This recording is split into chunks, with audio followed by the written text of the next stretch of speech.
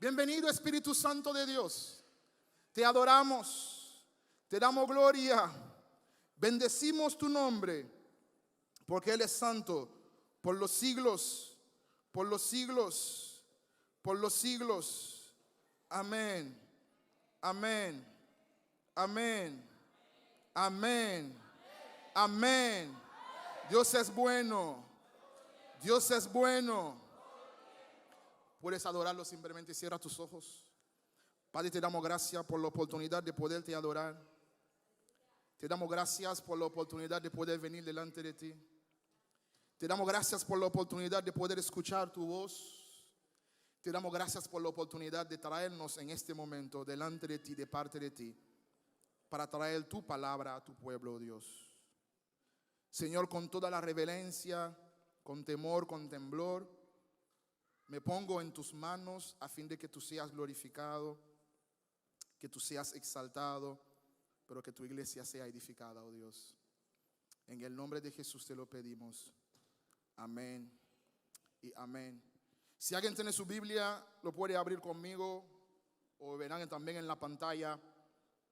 Estaremos iniciando una serie de mensajes en el libro de Romanos. Francis, gracias, mi hermano. Te quiero.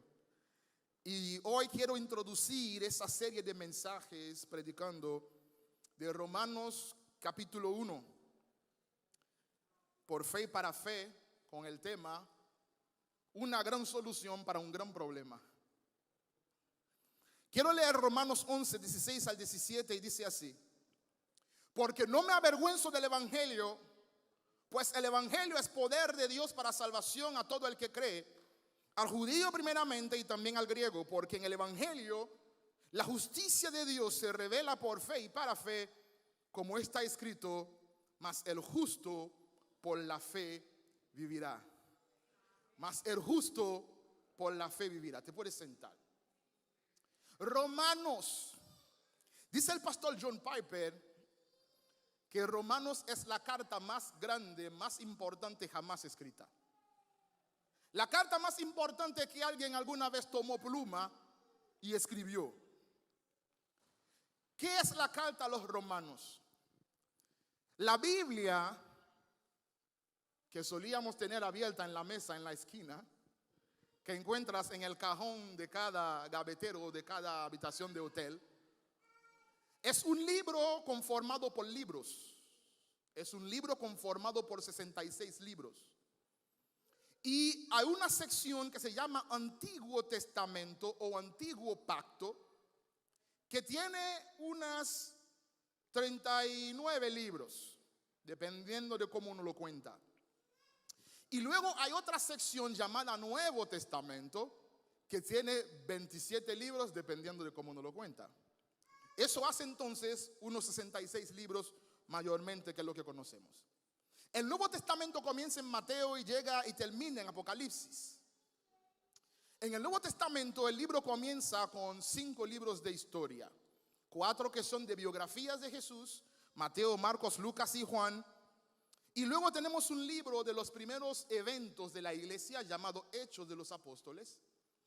Y entonces después de Hechos comienza una serie de libros llamados cartas o epístolas.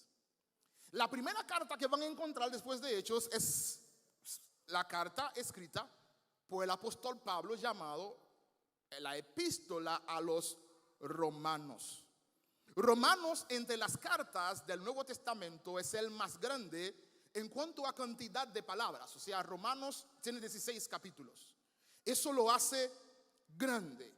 Pero no solamente es grande por la cantidad de frases, de palabras que tiene. Romano es grande porque Romano trata el corazón del evangelio, que es la razón por la cual estamos aquí. El evangelio. Entonces Pablo le escribe esa carta a la iglesia que estaba en la ciudad de Roma. Métanse en el túnel del tiempo y hagan un viaje en el tiempo y vayan al siglo I. En el siglo I, cuando Roma era la capital del mundo, como Nueva York de hoy. La ciudad que todo el mundo quería visitar. La ciudad donde todo el mundo quería estar. La ciudad que pagaba los mejores salarios, donde los negocios prosperaban, donde había muchísimos sitios de placer, muchísimos sitios de corrupción, donde estaba el famoso Coliseo romano. Todo el mundo quería ir a ver unos Juegos Olímpicos en Roma. Es como los artistas que hoy todos quieren venir al Yankee Stadium o al Madison Square Garden, ¿no? Esos grandes antros de diversión, de alegría. Pero también, de alguna forma, el evangelio estaba creciendo, se estaba floreciendo en la ciudad de Roma. Y como Pablo vivía constantemente con la pasión de predicar el evangelio, que no había nada más importante para Pablo que predicar el evangelio y tener fruto y ganar alma para Dios y cambiar familias y cambiar hombres y formar líderes. Pablo constantemente vivía con esa pasión. Y como Pablo todavía no había tenido la oportunidad de ir a Roma, Pablo entonces dice, mira, mientras llegue el momento de ir, yo quiero mandarle una carta. Lo dice en el versículo 13, si me ayuden arriba. Dice Pablo, no quiero, hermanos, que ignoréis que muchas veces me he propuesto de ir a vosotros. Muchas veces yo he querido ir a Roma a predicar, no a ver los Juegos Olímpicos. Muchas veces yo quería ir a Roma a predicar, no a ir allí a beber romo, a buscar pecado, no. Muchas veces quería ir para tener también entre vosotros algún fruto. Si alguien encuentra a Greville, dile que sube ahí arriba, que me ayude por favor. Versículo 13 de Romanos está en la presentación. Para tener algún fruto entre vosotros, pero como entre los demás gentiles. Pero ¿qué es lo que ha pasado? Yo he sido estorbado. He sido estorbado y no he podido ir a vosotros a sembrar la semilla del evangelio para encontrar, para tener entre vosotros algún fruto. Pero después de todo eso, como nada va a impedir que yo tenga ese fruto entre ustedes, mientras ese estorbo me permite llegar, déjame escribirle una carta. Y gloria a Dios que por medio de los estorbos que tuvo Pablo, le regaló a la iglesia una carta como Romanos. ¿Alguien dice amén? Gloria a Dios. Para cuando Pablo escribe Romanos, Pablo ya era un escritor muy hábil. Era buen escritor. Romanos no es la primera carta que escribe Pablo. Tesalonicense 1 es la primera carta que escribe Pablo. Te vas a dar cuenta cuando lees Tesalonicense 1 que las oraciones de Pablo son cortas, el desarrollo de su pensamiento es corto porque le falta experiencia. Luego escribe segunda carta de Tesalonicense, mejora un poquito. Luego escribe Corintios 1 y 2. El pastor duro, ¿no? Que dice tanta cosa que molesta un poco a la iglesia, pero qué bueno. Luego entonces Pablo escribe Gálatas y Romanos y comienza a desarrollar su pensamiento. Y luego entonces él dice en el 15, en cuanto a mí pronto estoy para anunciaros el evangelio también a vosotros que estáis en Roma. Así que en ese capítulo 1 que estaremos viendo hoy, hay por lo menos 3 preguntas que es importante hacerle al capítulo 1 de Romanos para ir entendiendo los inicios del pensamiento de Pablo. La primera pregunta es, ¿qué es el evangelio que Pablo quiere ir a predicar en Roma? La segunda pregunta es, ¿ese evangelio qué es? Poder de salvación, ¿salvos de qué? Y la tercera pregunta es, ¿por qué por fe y para fe? ¿Están conmigo? ¿Estamos listos? ¿Prendemos los motores? Arrancamos. ¿El evangelio qué es? La palabra evangelio es una palabra adoptada al español que viene del griego. Significa buenos dichos o buenas noticias. Evangelion, que significa buenas noticias. Ahora, si el evangelio es buenas noticias, me veo obligado a preguntarme, ¿buenas noticias de qué?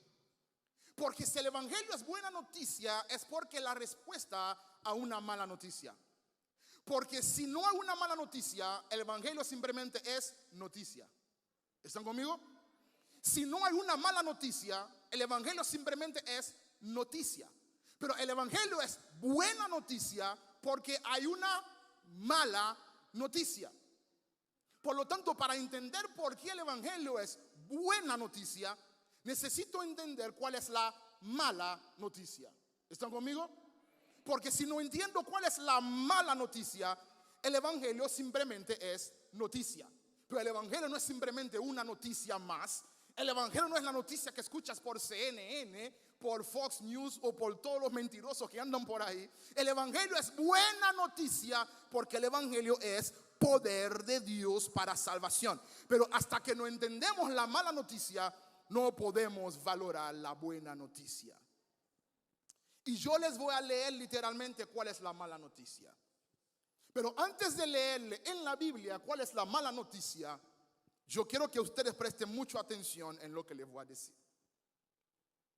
En la medida que leemos en la Biblia, estará en pantalla, pero puedes confirmarlo en tu Biblia. Romanos 1 a partir del 18. Ahí vamos a leer la mala noticia. Pero mientras leemos esta mala noticia, quiero que prestes mucha atención. Porque en la medida que leemos la mala noticia, algunos estaremos muy incómodos. Algunos incluso estaremos molestos. A otros se les va a acelerar el corazón, como me pasa a mí. Y algunos cuantos van a ser tentados en pensar en otras personas mientras leemos la mala noticia. Pero quiero que hagas un ejercicio de disciplina hoy. Que en la medida que leemos en la Biblia lo que es la mala noticia, tómala como un espejo, mira tu propia cara. Mira tu propio corazón. Mira tu propia vida. Porque es la única forma que Dios hoy puede convertir el evangelio en buena noticia para ti. Solamente si entiendes cuál es la mala noticia. Romanos 1:18. Aquí va la mala noticia. Porque la ira de Dios, el enojo de Dios, el furor de Dios, the wrath of God, se revela desde los cielos contra toda impiedad e injusticia de los hombres que detienen con injusticia la verdad. Porque lo que de Dios se conoce les es manifiesto, pues Dios mismo se lo manifestó. ¿Cómo Dios se lo manifestó? Porque las cosas invisibles de Dios, como su eterno poder y deidad que nadie puede ver, se hacen claramente visibles desde la creación del mundo, en el sol, en la luna, en las estrellas, en los terremotos, en los maremotos, en el mar, en el fuego. Todo eso se ha revelado, siendo entendida por medio de las cosas hechas, de modo que nadie tiene excusa a decirme que Dios no existe o que no sabe que hay un Dios en el cielo. Pues habiendo conocido a Dios por la creación, no le glorificaron como a Dios, ni le dieron gracias, ni siquiera por la vida, el aire, el agua, la comida. Vivieron como unos ingratos, sino que se envanecieron en sus razonamientos y alzaron los puños contra Dios, y alzaron la voz contra Dios, y alzaron el ego contra Dios, y en su necio corazón fue entenebrecido. Profesando ser sabios, se volvieron estúpidos. Por lo cual también, versículo 24, como respuesta a su comportamiento, a su accionar, Dios los entregó a la inmundicia, a los malos pensamientos, a los malos deseos, a la concupiscencia de sus corazones, de modo que comenzaron a deshonrar entre sí sus propios cuerpos. Versículo 26.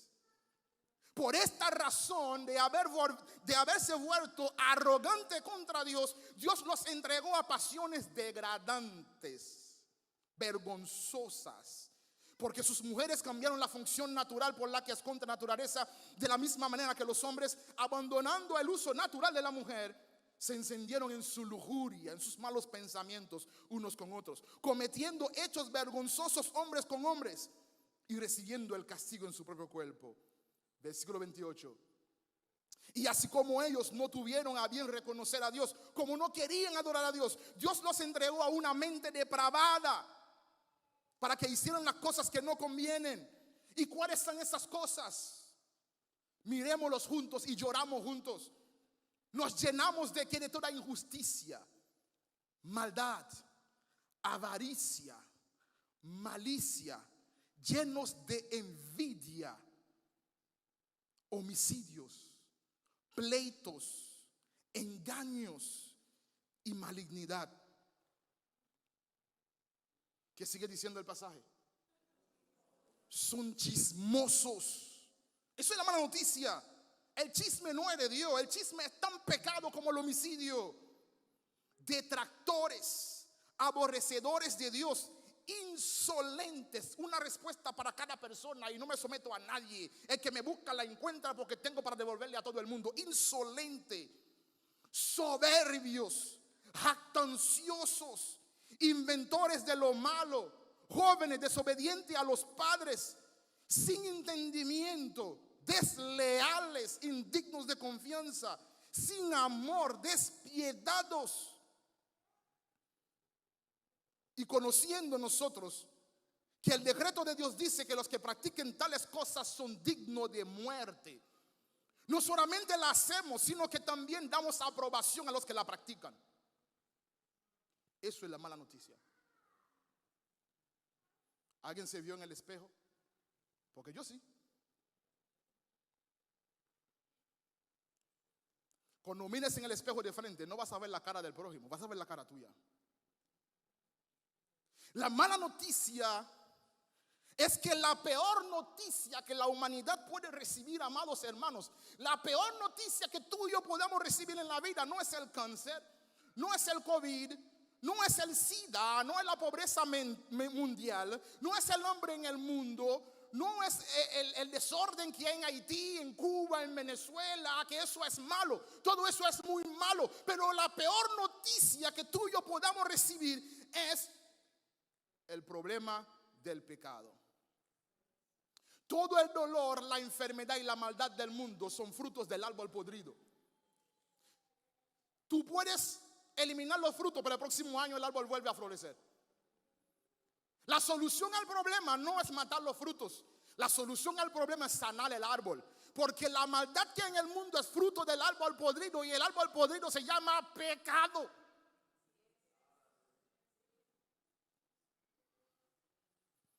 La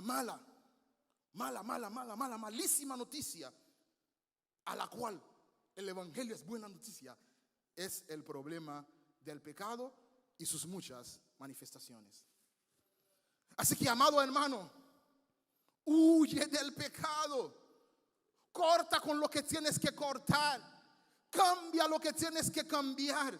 Renuncia a lo que tienes que renunciar, porque no hay ningún pecado por lo cual vale la pena vivir una vida sin Dios. No lo hay. Pablo dice en Romanos 1 que todos pecamos de alguna forma. Algunos de forma más escandalosa, otros de forma más sutiles, ¿no? Pero quiero que sepas que la paga del pecado es muerte. Porque el versículo dice: los que practican tales cosas son dignos de. Subrayan la palabra practicar. ¿Quién aquí practica fútbol? ¿Quién aquí ha jugado fútbol una vez en la vida? Una vez en la vida, ¿ok? ¿Quién aquí practica básquet todos los días? ¿Quién aquí ha jugado básquet una vez en la vida? ¿Quién aquí practica pelota, béisbol? Practica. ¿Quién aquí, escucha la pregunta, quién aquí practica béisbol? Todos los días. Pero ¿quién aquí ha practicado alguna vez el béisbol? Una cosa es lo que hiciste una vez, pero el texto habla de los que practican tales cosas. Son dignos de muerte. Los que practican como estilo de vida el pecado como una forma de rebelarse contra Dios. Los que practican el pecado como una forma de vida, como una forma de decirle a Dios: yo sé lo que está bien, tú no tienes razón. Ellos son dignos de muerte, dice el pasaje. Y eso es lo terrible del asunto. Algunos dirán: ¿por qué seguimos vivos entonces? Jeremías responde en Lamentaciones 3:22. Dice Jeremías: por las misericordias de Jehová no hemos sido consumidos, porque nunca decayeron sus misericordias. Háganle la gloria a Dios por su misericordia.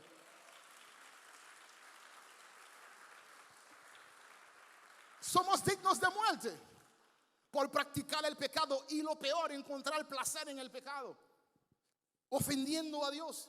Pero por la misericordia de Dios no hemos sido consumidos, sea por el pecado público, el privado o el secreto. El pecado público desacredita y destruye porque se entera todo el mundo, ¿sí? Pero el pecado privado empobrece espiritualmente, porque te obliga a vivir un estilo de vida hipócrita, aparentando algo en público mientras que en privado eres miserable, ¿sí? Aparentas ser un buen padre, pero tus hijos saben que no lo eres. Aparentas ser un buen esposo, pero tu esposa sabe que no lo eres. Aparentas ser un buen empleado, pero tu jefe sabe que no lo eres. Aparentas ser un buen hijo, pero tus padres saben que no lo eres. Entonces, ese es el pecado privado, ¿no? Esos pecados que guardas para ti, que cometes cuando cierras las puertas. De ese hay que arrepentirse también. Pero el pecado para mí que mayor daño hace al hombre, a la mujer de Dios, al joven, a la joven de Dios, es el pecado secreto. Porque te mata lentamente, te mata secretamente. Todo el mundo te ve secándote y se preguntan qué es lo que le está pasando y no saben. Todo el mundo ve que de repente es que comienza a apagarte la unción, se te comienza a ir la gracia, que el brillo comienza a apagarse y se pregunta, pero ¿qué le pasa a fulano? Y nadie sabe. Pero tú lo sabes porque Dios te ha revelado en el secreto. Así que si estás luchando hoy contra una adicción secreta, hombre de Dios, si estás luchando hoy contra un pensamiento secreto, si estás luchando hoy, mujer de Dios, con alguna atadura secreta, corre a Dios, busca ayuda, corre al altar, grita, ayúdame. No permitas que Satanás tome ventaja sobre ti, matándote lentamente por un pecado secreto. Porque si confesamos nuestros pecados, hay perdón de Dios para nosotros. Ese pecado secreto que de repente comienza a manifestarse en la pérdida del interés por las cosas de Dios. Ya no te interesa orar, no te interesa congregarte, no te interesa leer la Biblia, ya te aburre que hasta te dicen Dios te bendiga. Es porque hay un pecado secreto que te está haciendo miserable. Juan capítulo 10 versículo 10 dice: el ladrón viene a robar, matar y destruir. Y el robo casi siempre es sutil, porque si el robo es público te vas a defender. Si vengo a quitarte tu teléfono ahora enfrente a ti, vas a defenderte. Pero si espero que salgas de la casa, meto por una ventana y robo algo en tu casa, no hay forma de defenderte. El ladrón viene sutilmente a robarte lo que Dios te ha dado.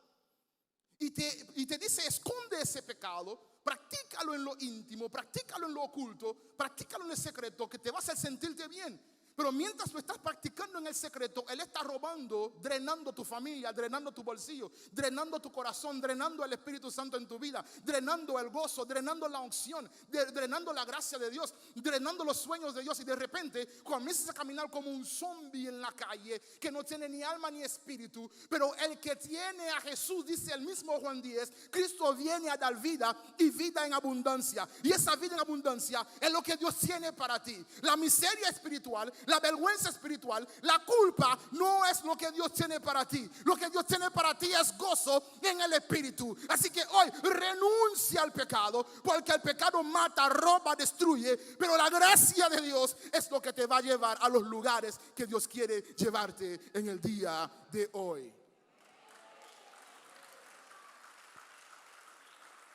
El engaño del pecado es: haz lo que nadie se va a enterar. El engaño del pecado es: haz lo que se siente bien. Se puede sentir bien en el momento, claro. Pregúntenle a Eva si no sabía buena la fruta. Sabía buenísimo. Pero creo que ella hubiera cambiado de idea si supiera lo que venía después. Entonces, en el momento el pecado te dice: hay placer.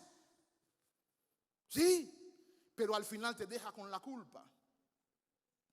Juega el numerito que tu esposa no se va a enterar. Juega el primero, el segundo, el tercero, y luego juega el dinero de la leche. Luego juega el dinero del pamper. Luego juega el dinero de la carne. Luego juega el dinero del arroz y llega a la casa con la mano vacía, con los bolsillos vacíos. Y la mujer te pregunta: ¿dónde está la comida? La jugué. ¿Alguien se enteró? Pero mientras lo jugaba, te diga el diablo: sigue jugando, nadie se va a enterar, vas a conseguir más. Eso no es una adicción, eso es simplemente un entretenimiento. Tú lo haces una vez a la semana y luego haces 2 veces a la semana, luego 3 veces a la semana, y de repente ya ni llegas a la casa porque lo practicas 24/7. No solamente te emborrachas una vez a la semana, amanece borracho, te despiertas borracho y de repente eres basura, dice la palabra de Dios. Porque entrega su alma a la lujuria y el alcoholismo. Dice que es como un perro que no tiene dignidad. Entonces huyamos del pecado que nos mata, porque el pecado es la mala noticia para el cual necesitamos la buena noticia del evangelio. ¿Alguien puede gritar amén? Por eso dice Pablo: no me avergüenzo del evangelio, que se avergüenzan los pecadores de su pecado, que se avergüenza el que es esclavo del pecado y que corra al evangelio y le entregue a Jesús su vida para cambiar esa vergüenza por alegría. Pero yo no me avergüenzo del evangelio, porque el evangelio es poder de Dios. Que se avergüence el que tiene ataduras, el que está atado al pecado, el que se está matando a sí mismo, el que está matando a su familia, el que está destruyendo su sueño, el que está vendiendo la comida para meterse droga. Que se avergüencen ellos. Pero yo no me avergüenzo del evangelio, porque el evangelio es poder de Dios para salvación. Yo no me avergüenzo de lo que cambia, transforma, restaura, liberta, bendice, prospera, resucita. El evangelio es poder de Dios para salvación. Si lo que se meten kilos y kilos de hierba lo hacen en la esquina sin vergüenza, los que se meten kilos y kilos de polvo lo hacen frente a ti, no le importa. Son atados al pecado, necesitan la liberación de Dios. Pero ¿cuál es la liberación de Dios? El evangelio que quieren callar, el evangelio que quieren borrar de la faz de la tierra. No hay ninguna otra esperanza para el hombre y la mujer de Dios atado al pecado que no sea el poder de la sangre de Cristo. Y el poder de la sangre de Cristo se manifiesta cuando su iglesia se levanta, se planta frente a la maldad y le dice que hay un Dios en el cielo. Y si vienen a amedrentarnos, hagamos como hicieron los apóstoles, que cuando el imperio quiso callarle la boca, dice la palabra que se encerraron en un cuarto, comenzaron a orar, a pedirle a Dios la valentía para predicar el evangelio. Y el lugar que estaban tembló y salieron a decirle a Roma: Cristo vive, Jehová vive, Jesús es rey y no el César. El cordero que fue inmolado todavía está sentado en su trono, y delante del cordero se dobla la rodilla el elefante. Delante del cordero se dobla la rodilla el burro. Delante del trono se dobla la rodilla todos los animales de la tierra, porque el cordero que fue inmolado es Jesucristo, Rey de reyes, Señor de señores. Y la palabra dice que toda rodilla se doblará. Pero cuando la iglesia predique el evangelio, no me avergüenzo del evangelio. Es para locos, sí. Es para los que están como medio tostados de la mente, sí.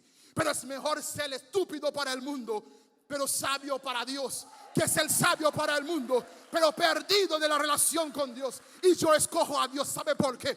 Porque al final de la historia, el que está sentado en el trono es el Dios del cielo. No es ni el rojo, no es ni el azul, no es ni el morado, ni el blanco. No es ninguno de ellos. El que está sentado en el trono al final de la historia es Cristo, quien rompe nuestras cadenas.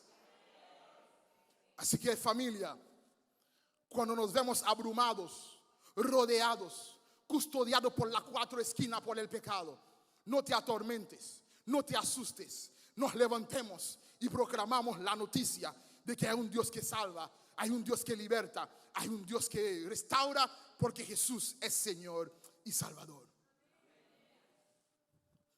El evangelio es la buena noticia a la mala noticia del pecado. Solo el evangelio, solo el evangelio. No hay terapia, no hay dinero. Puedes comprarte una casa más grande, puedes comprarte un vehículo más grande, puedes sacarte 20 doctorados, puedes casarte con una mujer cada 3 meses, puedes pintar la casa de un nuevo color cada semana. Tú puedes hacer todo lo que tú quieres hacer. Al final te vas a sentir miserable. Pero cuando abrazas la buena noticia del evangelio, ya no tienes que buscar gozo, porque de tu interior fluye un río de agua viva que produce gozo de enero a diciembre y hace que la fiesta nunca pare, porque la fiesta se entrona en tu corazón y ya no tienes que salir a buscar fiesta. Gloria a Dios. ¿De qué nos salva el Evangelio? En el Evangelio, escucha eso. Segunda verdad. Escuchen. En el Evangelio, Dios nos salva de Dios. Gran misterio, ¿no? Porque la ira de quién que se revela desde los cielos. La ira de Dios. ¿Y quién es que aplaca la ira de Dios? Jesús. Si Jesús es Dios, Dios Hijo toma nuestro lugar en la cruz del Calvario, toma nuestra pena de muerte que le debíamos al Padre, y Jesús nos salva de la ira de Dios. Romanos 5:8 dice: mas Dios muestra su amor para con nosotros en que aún siendo pecadores, dignos de muerte, Cristo murió por nosotros.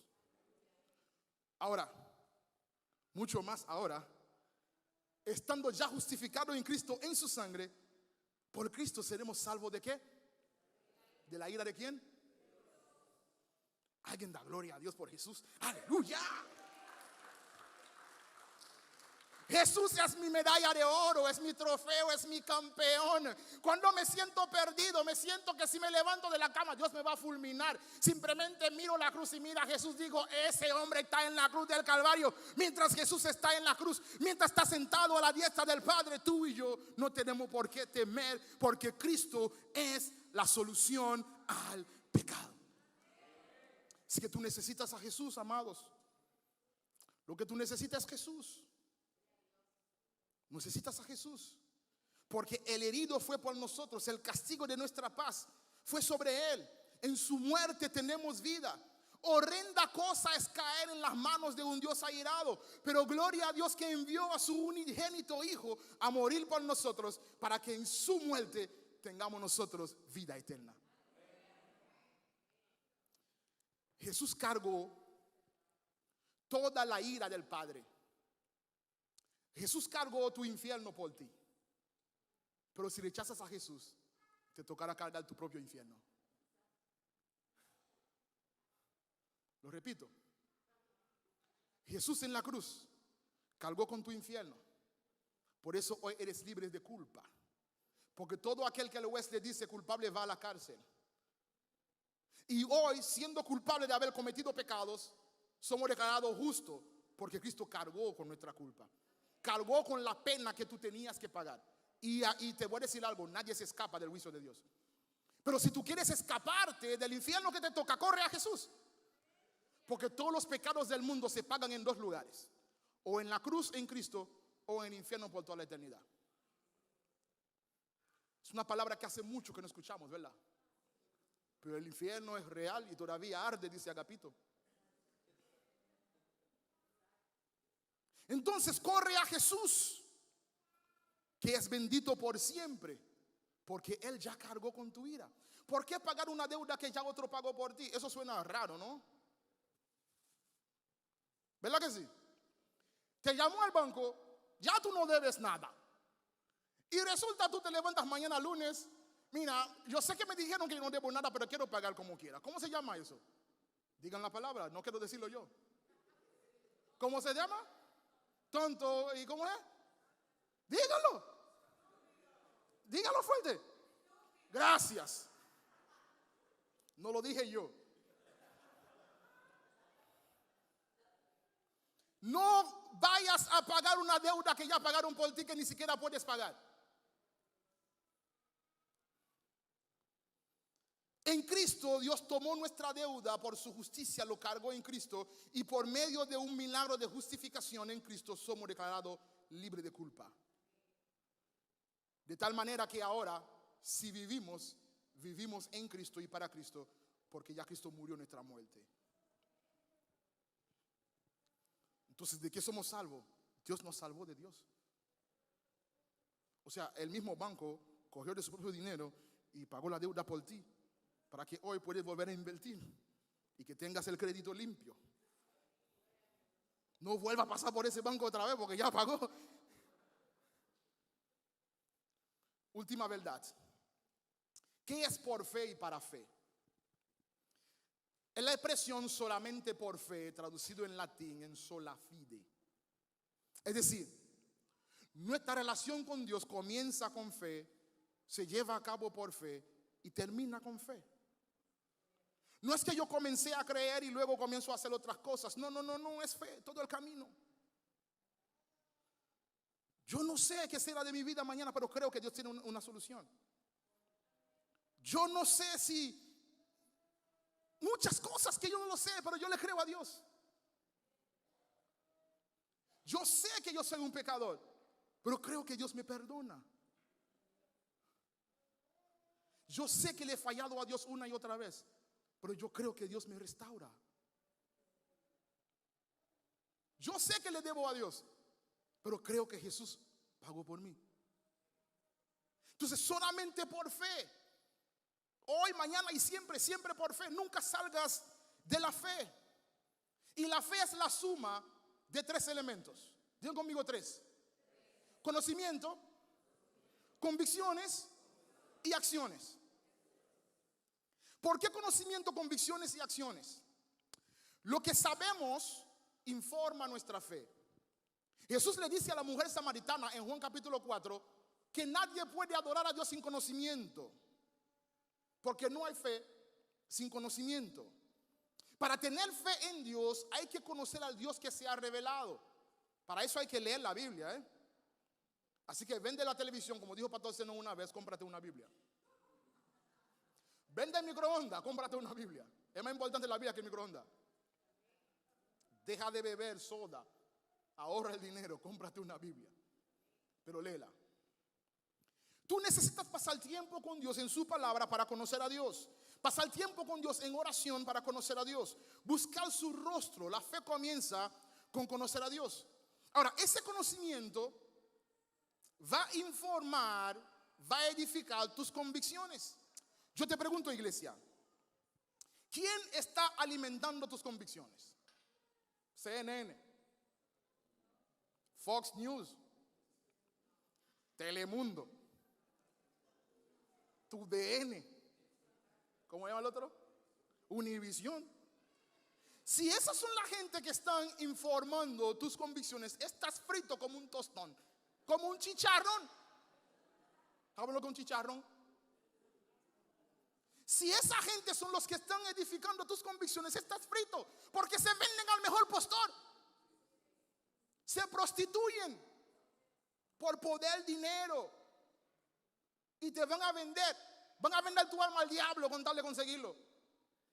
Sí, no permite que esa gente informe tus convicciones, que tus convicciones están fundamentadas sobre Dios, porque Mateo dice que el que edifica su casa sobre la palabra de Dios, cuando vienen tempestades, maremoto, terremoto, dictadores, guerra, cuando viene el azul, cuando viene el rojo, cuando vienen leyes, cuando viene toda esa cosa mala, estará firme porque edificó su casa sobre la roca. Y quiero que sepas, solo Cristo es la roca, todo lo demás es arena. Porque cuando llegó el COVID-19, todos fracasaron, todos fallaron. La ciencia, el dinero, el poder, el arte, se escondieron como ratones detrás de puertas. Pero Cristo nunca se movió del trono, nunca se movió de su asiento, y siguió gobernando y mostró que Él tenía el control. Así que si tus convicciones son que pierda la derecha, que gane la izquierda, o que pierda la izquierda, que gane la derecha, que pierda el rojo, que gane el azul, estás frito. Porque mira la historia y verás que no importa quién gobierne, la injusticia siempre ha estado presente. Rico haciéndose más rico con injusticia, pobre haciéndose más pobre trabajando duro, porque el corazón del hombre es malo. Lo único que cambia el corazón del hombre es la palabra de Dios, y la palabra dice que el pueblo se alegra solamente cuando el justo gobierna, y el justo es aquel que tiene a Cristo entronado en el trono del corazón. Y hasta que Cristo no venga a establecer su reino en la tierra, siempre habrá injusticia, pero en el pueblo de Dios no será así, porque vivimos en el mundo, pero pertenecemos a otro reino en la cual la cosa está en pata arriba. Mientras todo el mundo está hablando palabras de muerte, nosotros sabemos que hay vida porque nuestro Cristo está en el trono. Yo le creo a Dios, que es Dios en todos los territorios y que es dueño de mi historia. Dios está obrando. Dios es verdad. Dios tiene el control. Somos sus hijos. Somos su pueblo. Y lo tercero, los hechos.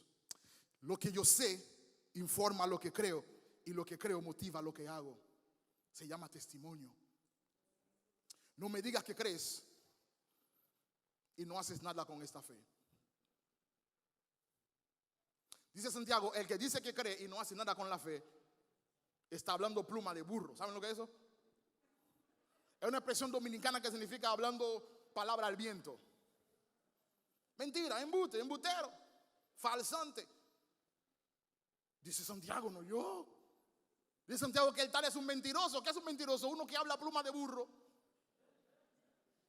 Lo traduzco de nuevo, pluma de burro. ¿Saben lo que es pluma de burro, verdad? Lo que sabes y lo que crees debe ser llevado a la acción. No me digas que crees en santidad si no quieres vivir en santidad. No me digas que crees en el amor al prójimo si no amas al prójimo y no deseas lo mejor para el prójimo. No me digas que creas en la misericordia, pero para que lo practique el otro. Yo creo en la misericordia, pero que lo practique el otro. Embutero. Tú no crees nada. No me digas que tú crees en la vida y en la familia si tu familia no es tu prioridad. No me digas que creas en Dios si vas a vivir como si Dios no existiera.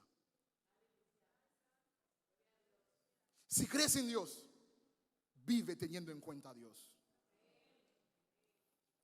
El justo vive por fe, porque el justo conoce, cree y luego actúa. El conocimiento te da fundamento, la convicción te da seguridad y la acción produce testimonio. Acciona tu fe. Seamos portavoces de la palabra del evangelio. Somos una iglesia llamado a ser una iglesia siempre en misión. Una iglesia que vive y que comparte el evangelio. No solamente como una tarea para cumplir una meta, sino como un estilo de vida, un compromiso de vida. Hechos 4:12 dice: en ningún otro hay salvación, porque no hay nombre bajo el cielo dado a los hombres mediante la cual podemos ser salvos. No hay otro. Hechos 2:21 dice: todo aquel que invoque el nombre de Jesús será salvo. Lucas 19:10 dice: porque el Hijo vino a buscar y a salvar lo que se había perdido. Concluyo con esa exhortación de que el camino, la llave que abre la puerta de la gracia de Dios, es la llave llamada arrepentimiento. Mediante arrepentimiento nos acercamos a Dios, y el arrepentimiento abre las puertas de la bendición de Dios para nosotros. La mala noticia es el pecado, pero el pecado no tiene la última palabra, porque la última palabra la tiene aquel que al tercer día resucitó. ¿Alguien dice amén? Y el que al tercer día resucitó dice en 1 de Juan 1:9 que si confesamos nuestros pecados, no importa el nombre, el color, el tamaño que tenga, no importa lo rancio que es por tantos años que lo cometimos, o tan nuevo y que huele fresco el pecado, no importa, que si confesamos nuestros pecados, Dios es fiel y justo para perdonar nuestros pecados. O sea, el banco te llama, te dice: tú debes $300,000. ¿Reconoces que lo debes? Con tan solo reconoce que lo debes, te lo perdono. 300 no, yo debo 1,000,000. Para que me lo perdone rápido. O sea, que si confesamos nuestros pecados, Él es fiel y justo para perdonar nuestros pecados, todo eso que tuviste en el espejo, y limpiarnos de toda maldad. Todo el engaño, la mentira, el enojo, la desobediencia, los malos deseos, todo el deseo de los ojos, malos deseos del corazón, vanagloria de la vida, todo eso que si lo confesamos, Dios nos va a perdonar, nos va a limpiar. Podíamos estar del color de ese altar, nos va a poner blanco. Y si decimos que no hemos pecado, Somos unos buenos mentirosos. Y su amor, su palabra, no está en nosotros. Por eso termino haciéndote una sola pregunta. ¿Qué rayo vas a hacer? ¿Qué vas a hacer? ¿Seguirás engañándote diciendo que no tengo pecado cuando sabes que sí? ¿O correrás al único que puede perdonarte y liberarte de toda maldad? Marzo 2006, me acuerdo sentado ahí en segunda fila. Cuando me miré en el espejo me di cuenta que estaba perdido. Salí corriendo al altar. Sin importar los que estaban ahí se iban a reír. Hay muchas cosas que no entendí, pero algo que sí sé, que ese día me sentí sucio y tenía que ser limpio.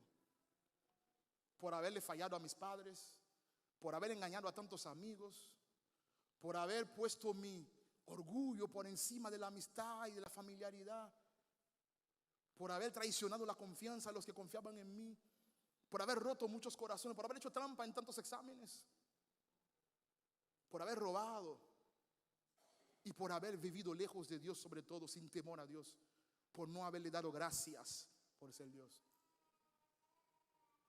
Corrí al altar y ese día fui limpio. Y no cambiaría un día por los 24 años que viví sin Dios, porque es mejor un día en su presencia que 1000 años lejos de Él.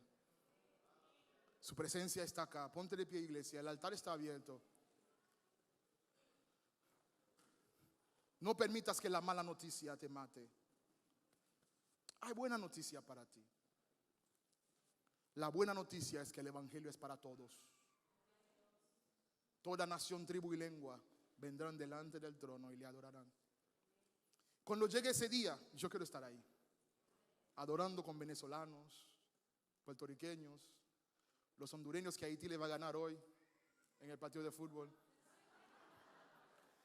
Yo he estado apoyando a Honduras, pero hoy voy con Haití, lo siento.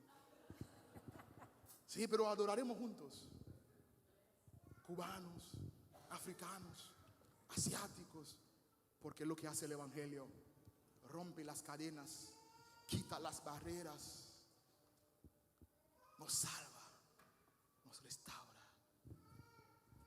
No necesitas más dinero, no necesitas más nada, solo necesitas al Rey de Gloria. ¿Alguien puede levantar su mano y adorar a Dios?